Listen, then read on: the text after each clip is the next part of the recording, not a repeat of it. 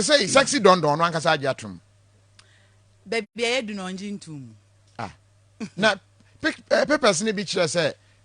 nana ya na me wa. I stabbed JB. Sexy Dondon. Sexy Dondon. On say the enti make say onjintum ni say. Okay. Ontina da kemu nkan. But video na ye share ye no. Ena na o kire kwan of fa so kun JB. Ah, ne ofie ho a. De ne kofie ho ye frɛ bibi reconstruction scene. Okay. Enti posifo de ne kofie ho se onkɔ kire kwan of fa so ewura fie ho. E kwan of fa so kɔ fa atwede e de furu edan no e kɔye eye edan no hu se aha na JB da. Owura adam ho no den no ye den niam no fa nti reconstruction scene ni mu no e na ye hu se ono wankasa e ka kire posifo e se o de knife no e wo JB yefunu mu e no gina ho hwe JB din ma papa ne nkwa esa fi ni mu e bra ono a kire se o de knife no wo JB ni JB tina ne mpa nanim te se e ma no waso ne yefunu moja no oye so odwane no e no hu se nkrofo aba begu fie o kire o video nim se JB tia mu okromfo but wan kan o video nim se obi ba ho as to say obi ti e ba ho but oye se odwane akono e no hu se nkrofo aba begina fie ho ene gate nachi e wo ho video nim no kire se oni junior gogo ene ko fie ho eye Vincent Bosu the second accused person no o ko fie ho no junior gogo ene boa no makofa atwede no wo hwe JB fie na o kire se okoye no bass akese a na wo na yesi yede ahyehye mu no owura mu a pillars no ordinity enedi kan wura mu ena omo a ne ho kakra bi na odi wura mu nti ono ankasa ena wura pillars ni wanhwiri wall owura pillars no de posifo ni ko gina ba bia ogina aye ena okowura mu owura mu ma yehu se wawura mu owura fie ono hu se security man nada ena ono akofa atwede no. But at one point, no chess actually, no mu ye ni do. No, so watchman da bontiana no the inside. Or the fear inside. But what da or da conyum or can video and say not watchman no ada e wa konwan to fa dan nachi e no kofa atwede no or chess atwede no ontimi into a frère Vincent say o meso ni mu e na o de atwede ne twere ho. Video no apostifo bisa ne say e ye den no hu say ho ye ne dan. E ho e na JB da. O say owura fie ono hu se yedum nkane nyina wo fie but there was this rumor not light ewom enye light ayaso ebi but na ye TV and you could see say ne na oka ne chese na TV ni crazy so a kasa into o se eno ene mo no foro ye into ofro no or the scissors and or the cutter and or the knife e share ne ho and or raw ne mpaboa egu atwede na ase and or foro ye posifo ni bisa no video ni say entina Vincent no owo hefa eye junior agogo no kanasa e no so no no ejina baabi a ode ne nsa point kire say aha e na no ojina no hwe say security man no sorry into one ne koye o se one ne koye video ni do se one ne koye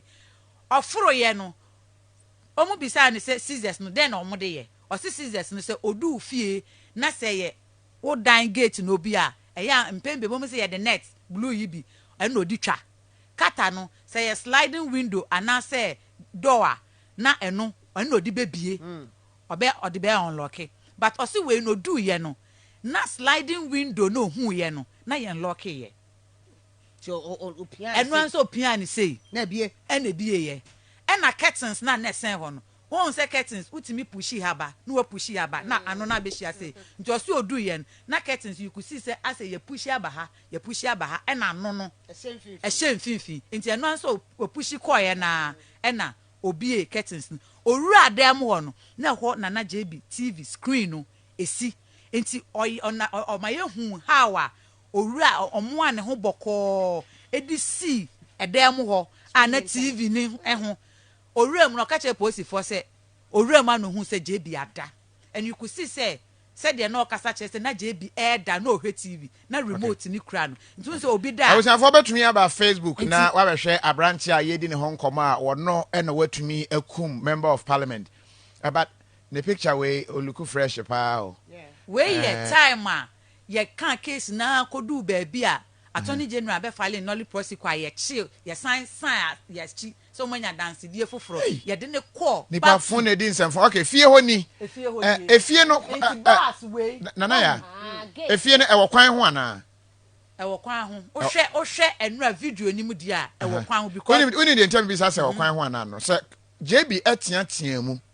ɛna nipa e wɔ fie hɔ anti na neighbors ɛna tie ya ɛyɛ questionable kakra ba me ba almost omote ye no na omusuro nti omantumi amba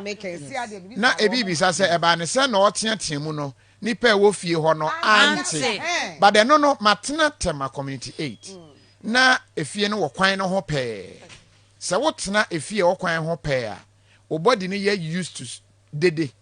because na cars kwan no ho like main road no nti cars twam pon na ebi pem na ebi ye we first day mantumi anda after days na ekono nobody na adjust enti no meme dey adjust ye but nyo obi ade enti betumi ba say nipa ofio na ebi body adjust to noise neighbors ni bi body nya adjusted to the noise enti ono better it depends on the area when na okwan ho be wo fi enye main road o but eye community a ye be ka say no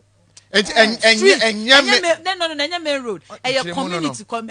a community na say kwan da efie nani da bi na efie ni uhunu say ye de sa de we say mpacho eya munnyai de ye de nkenten security wire we na egusuro no this type is no good we na ye we mu no fa yo na de him no fa there's another picture bi mpacho monko na main wall gate abonchen yes wait anti of metal we say no na sexy Dondon ti bekom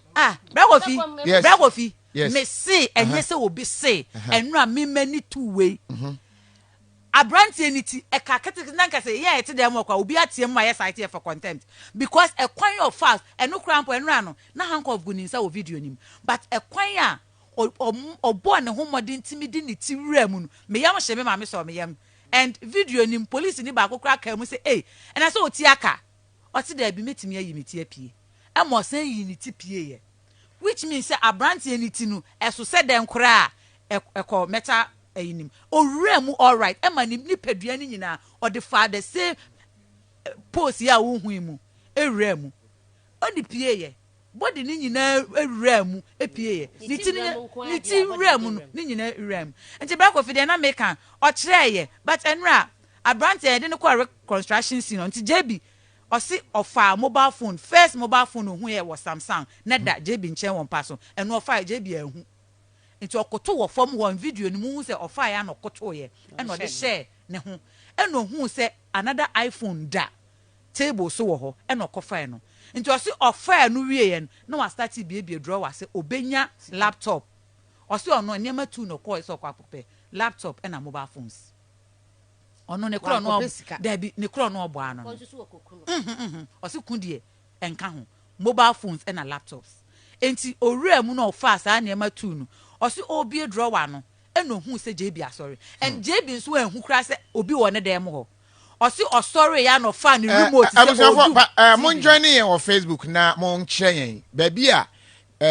sexy Dondon si owura e pa cho post video no ha no mame there be space na sexy Dondon fa ho ewura ho na ya this space when you dey tia me person wadwen ba ho no a lot of gates no say na o maye no you will think say o wires egu top obia entimi enwuram if sexy Dondon was able to penetrate for side ha baby a saka wadne say no space we sha Bragofi won say really Bragofi won mama ma this clarity wait quantity be ko ba mimiti nko utibeko Bragofi utibeko da bi o quantity na say odan ni tini say ya yes say the Bragofi dan ni uti say ya no dan ni tini boko say no this and Bragofi hwe de ye kan wasem ya sexy Dondon kwati yes we wo ho wo ya uhui munya obi send message abasa kwa me na nkwa na ni tim ko ho but that is true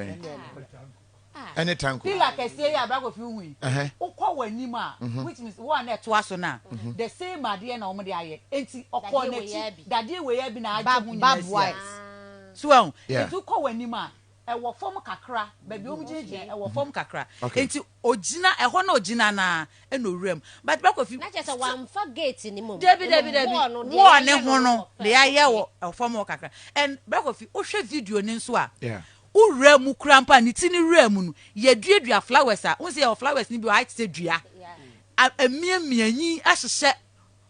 dade anim enti posifo ni bi san se enti wuti wura mu no ɛyɛ den na wuti ampem dua ni bi ɔkyɛ sɛ junior gogo ɛna bi dua ni ma no aso sɛ junior gogo no no adi kan refie ɔdeda anase no junior gogo ni gyina ɛno yɛ asɛm foforo a wanka ba wo mu refie nti ɔkyɛ sɛ JB sorry ya no fa ne remote se odum TV no nti ono no di kan hu JB nti hu JB apɛ no yɛ na adwe se odwane ti JB yes odum TV na nanim hu so odwane apɛ na JB so ne kon achi se ɛna ɔne ne fi ase ɔse ne mpa ne so gidi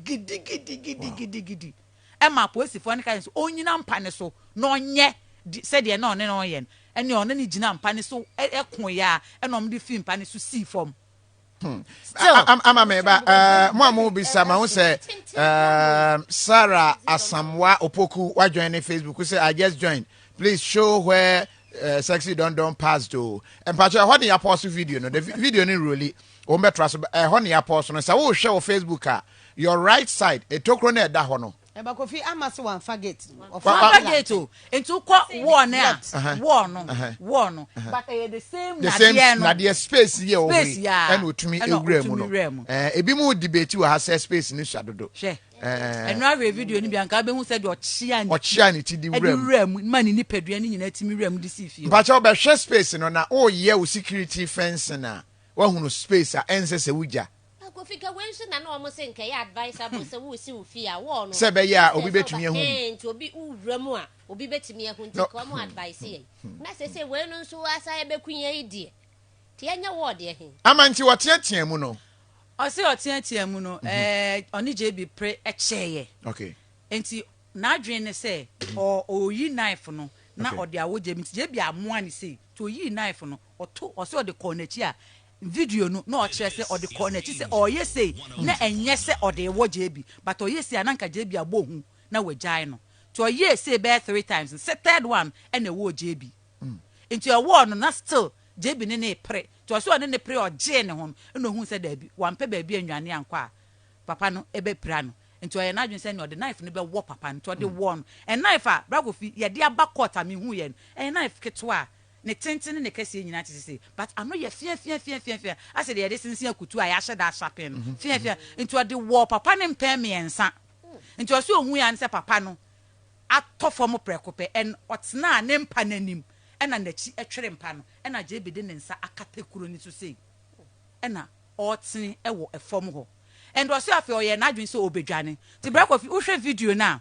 opie fi JB dem won posifo ni bisa so koye no na ya to dan ni mu ana o kire se ane hwan na bieye o se ono ane bi as to say odiki na bieye ana so bu dan ni wanka wo video nim enti opie ye efi ho e ma hu se ne hu moja no eso so fom ho a video nim na moja ni nyina da black e wo ho a enti atwede dan ho en no ofa so fro enti ofro ha en o tiatia ba bi a enchense no wo no ayi clay one no bi no eno ohuri si the other one no eno ohuri JB dan ne de he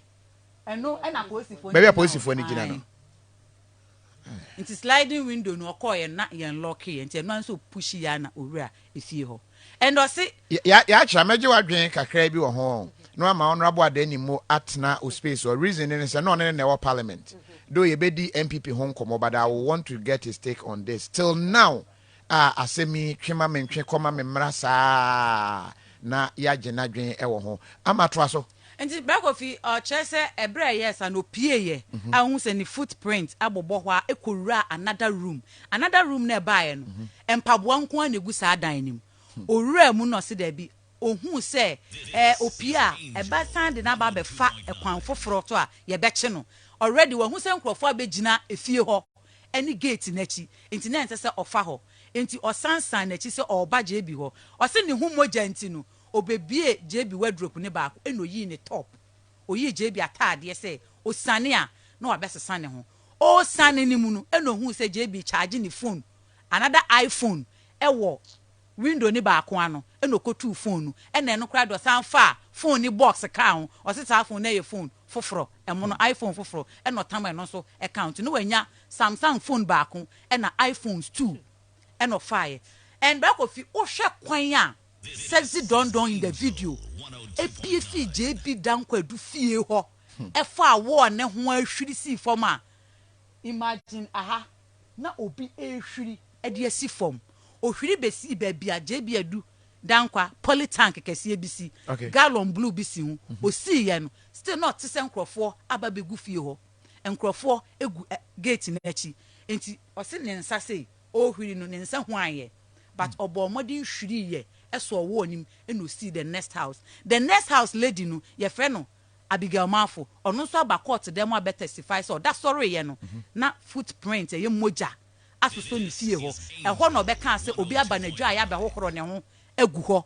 cap no Davio enti o connect house e ka hohoro ne ho moja yes egu fie ho ansa na oko enti hohoro ne ho wie ye no na ne mpabo no agya oje bi fie ho e no ro ne top no e no she je bi de no fa fi je bi dem won e na pa enema ode ko ya ade ode ko fie pe was the knife okoi no de ko ba ne kind of friend bafo no e no de ko ma ne girlfriend Janet no ka che Janet say je knife we na hohoro ho fasie until say meka cho se kofa bra no obi aka se kofa knife ne bra emfa ama this knife ne de abakota be di adanse no enti abrante na nura video nim ne de from day one na ye che no e wakra region na ye toto na no kosi so no ade aposifo ko fio na nura o hwe no e wo video nim a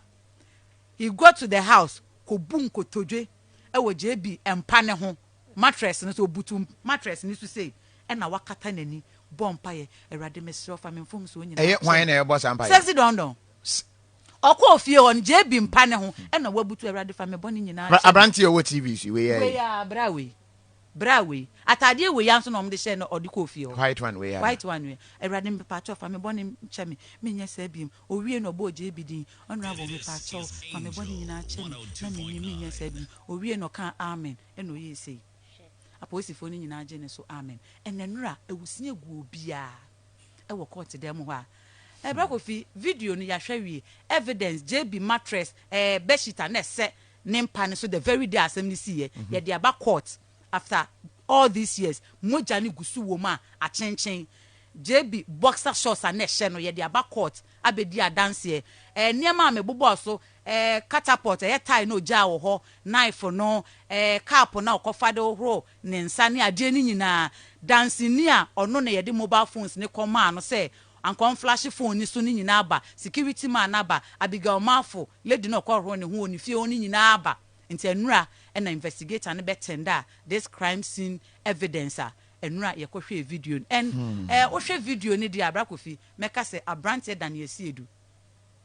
mempese meka se ono nko an ye ene din a wabo several times enura din mienu pe eno boy e wo video nim abrante ba kwa ye friend Watara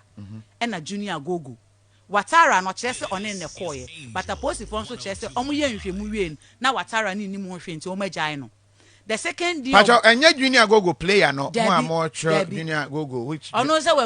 we Vincent Bosu who will besides who is honorable JB ni mfoni ne da so no a member of parliament for Ebuakwa North enti bragofi so far so good make say ene ye beto aso judge no Lydius Emma for so no de obenya nka case no by the end of this year na ye wie enti say ye kɔ ne papa enra ye kɔ ye ene ye kɔ legal break no ebeba so ebia ending of July but ye bedu ho no kra no ogidi se nanka investigator na wi a ya start cross examination nti meka se brakofi video ni de eno na ye kɔ hwe nti ebia daily guide ka se gide ono anka se video no wagye atum se